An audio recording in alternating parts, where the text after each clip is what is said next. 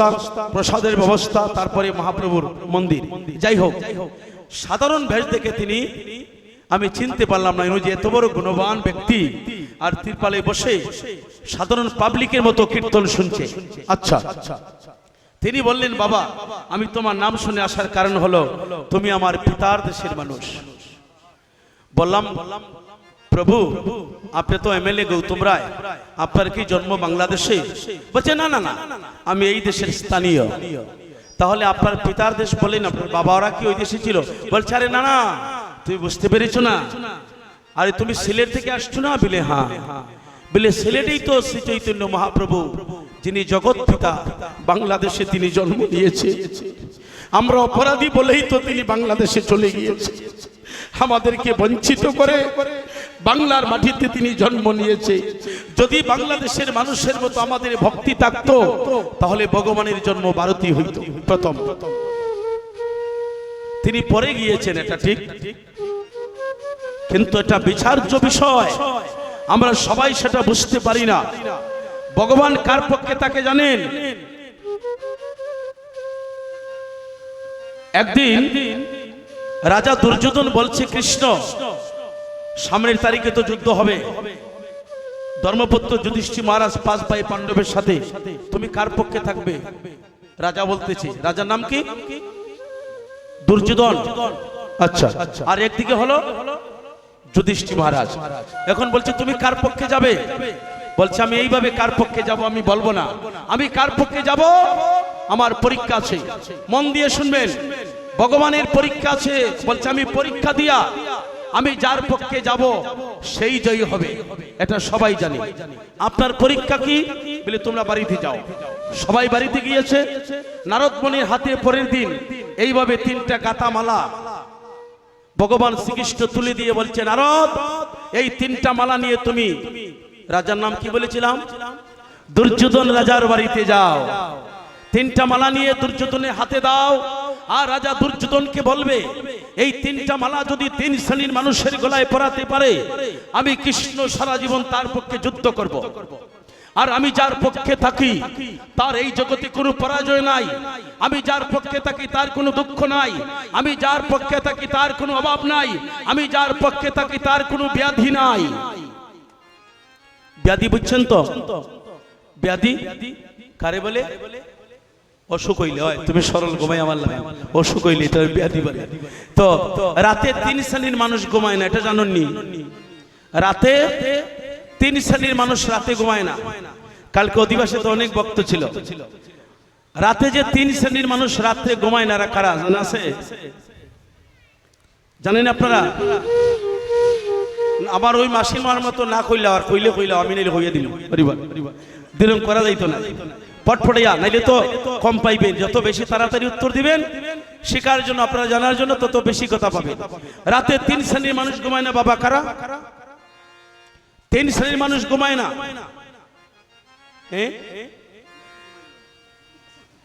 এবারে তুই ঘুমাস না, তুই বসে থেকে লাইভ মে ঘুমাস না, 4 ঘন্টা ঘুমাস, আর 12টায় অফিস আইলে 11টা পর্যন্ত ঘুমাস, এটা মানতাম না।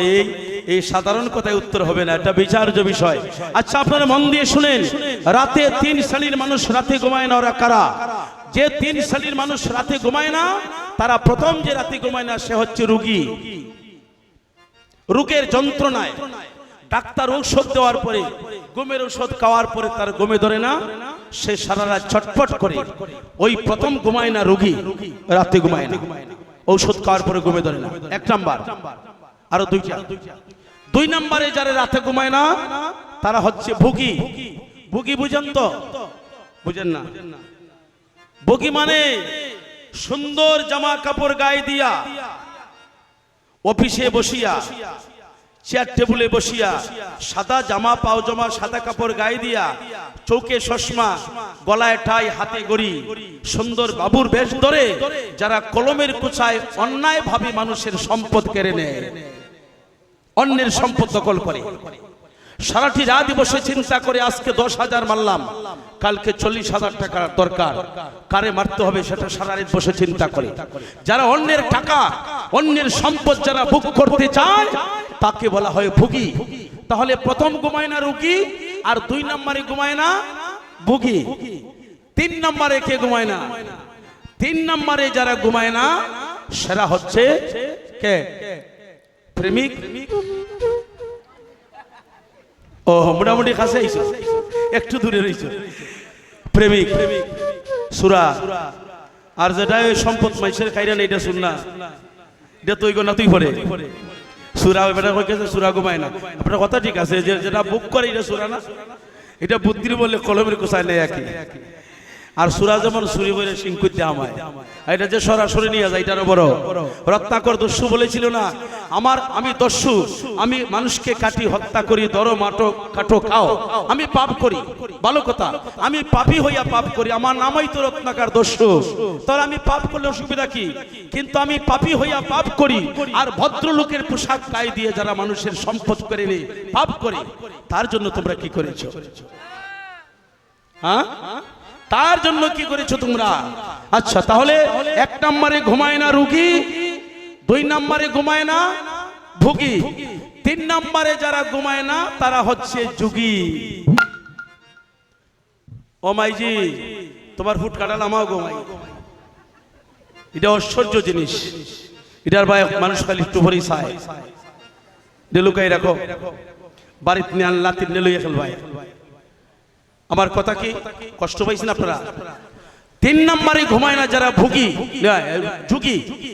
যোগী যারা জগৎ ধ্যান করে তারা রাতে ঘুমায় না, ওরা ধ্যান মার্গে ভগবানের প্রার্থনা করে। মনে রাখবেন, আমার আসল কথার উত্তর হলো নারদ মুনি, উনি একজন যোগীর মতো। দুর্যোধন রাজার কাছে গিয়া বলছে, তুমি না বলেছিলে কৃষ্ণ কার পক্ষে যাবে? এই 3টা মালা আমার হাতে পাঠিয়েছে, এই 3টা মালা যদি তুমি 3 শ্রেণীর মানুষের গলায় পরাতে পারো, কৃষ্ণ সারা জীবন তোমার সাথে যুদ্ধ করবে, সারা জীবন তোমার সাথে যুদ্ধ করিবে। নেও মালা, নেও। বলছে হাতে দাও।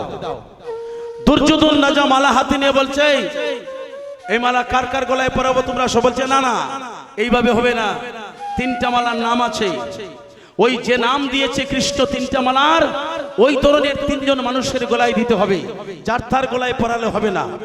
কয় তাহলে আমার আগে কইবা না, বলো নাম কি? কয় প্রথম যে মালাটা তোমার হাতে দিয়েছি এই মালার নাম হলো উত্তমের মালা, এখন যে উত্তম তার গলায় ওইটা দিতে হবে।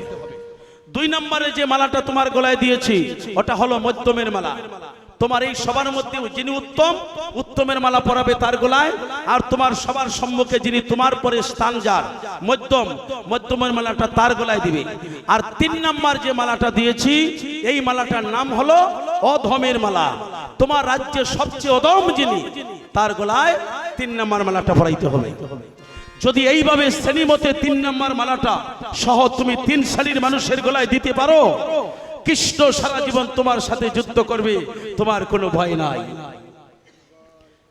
রাজা দুর্যোধন কয় এটা একটা পরীক্ষা হইল, দাও মালা দাও। উত্তমের মালা কোনটা? কয়টা? কয় দিলাম আমার গলা। কয় আমার চাইতে উত্তম কে? আমি এই রাজ্যের রাজা। বাবা, নারদ মুনি হাসতেছে। আচ্ছা, উত্তমের মালা পরলো দুর্যোধন রাজা তার নিজের গলায়, আর মধ্যমের মালাটা বলছে আমার পরে স্থানকার শকুনি, এ আমার বুদ্ধি যোগায়, পরে মালাটা দিলাম শকুনির গলায়।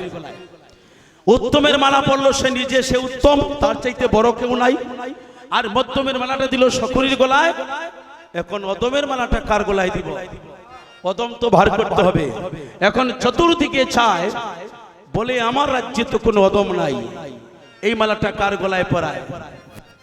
চিন্তা করতে করতে বলছে নারদ মুনি, আমার রাজ্যে তো কোনো অদম নাই, এটা তো রাজার রাজ্য, এখন এই মালাটা অদম ছাড়া তো কারো গলায় পরানো যাবে না। আচ্ছা একটু চিন্তা করি। হঠাৎ করে ছেয়ে দেখে বাড়ির সামন দিয়া, রাজবাড়ির সামন দিয়ে একটা মেতর হেঁটে যাচ্ছে। মেতর, মেতর তো আমরা চিনি, মানুষের পায়খানা পরিষ্কার করে। কয় নারদ মুনি পেয়ে গেছি, পেয়ে গেছি, এই মেতর এদিকে আয়। বলছে রাজাই আমাকে ডাকছে। রাজাকে প্রণাম করে বলছে, হে মহারাজ, আপনি আমি অদমকে কেন স্মরণ করছেন? আমি সবার চেয়ে নিকৃষ্ট, আমি পায়খানা পরিষ্কার করি, কোন অপরাধ করেছি? বলছে না না না না, এই জন্যই তোরে ডাকেছি। কি জন্য ডাকছেন?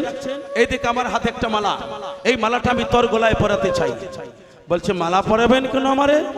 বলছে শোন, তুই মানুষের পায়খানা পরিষ্কার করিস, আমি ভাবছি তোর চাইতে অদম এই জগতে আর কেউ নাই, তুই সবচেয়ে নিকৃষ্ট কাজ করিস। এই মালাটা অদমের গলায় দিতে হয়। 3টা মালা এসেছে, উত্তমের মালা আমি পরেছি, আমি সবার চাইতে উত্তম। মধ্যমের মালা সকলের গলায় দিয়েছি, আর অদমের মালাটা আমি তোর গলায় দিতে চাই। তুই যত মানুষের পায়খানা পরিষ্কার করিস, আমি ভাবছি তোর চাইতে অদম এই জগতে আর কেউ নাই। রাজাকে প্রণাম করে বলছে, হে রাজা, আমি আপনার কাছে একটা কথা জানতে চাই। বলছে কি কথা? তোর আবার কথা কি? মালা পর। বলছে পরব, একটু সময় আমাকে দে। বলো। আচ্ছা, এই মালাটার নাম যদি অদম হয়, এটা তো অদমের গলায় দিতে হবে। তা আপনি আমারে যে অদম বলে আপনি সিদ্ধান্ত করলে, আমি সবার চাইতে অদম, আমি কিভাবে অদম হইলাম ওই কথাটা একটু বুঝতে চাই। বলছে আর এটা আর কি বুঝবে? এই তুই কি করিস? বলে পায়খানা পরিষ্কার করি। কয়টা তো ছোট কাজ, এই জন্য তুই অদম। পায়খানা করস, পরিষ্কার করস বলেই তুই অদম, তোর চাইতে অদম কেউ নাই। কয় হে মহারাজ, আমার একটা কথা। কি কথা? রাজসভায় হাজার হাজার মানুষ ছিল। বলছে আমার একটা কথা, পায়খানা পরিষ্কার করলে যদি মানুষ অদম হইয়া যায়, তাহলে আপনি যখন ছোট ছিলেন, আপনার মায়ের কোলে ছিলেন, আপনি একটু ঘরে গিয়া জেনে আসুন আপনার মা আপনার কত পায়খানা পরিষ্কার করেছে। পায়খানা পরিষ্কার করলে যদি মানুষ অদম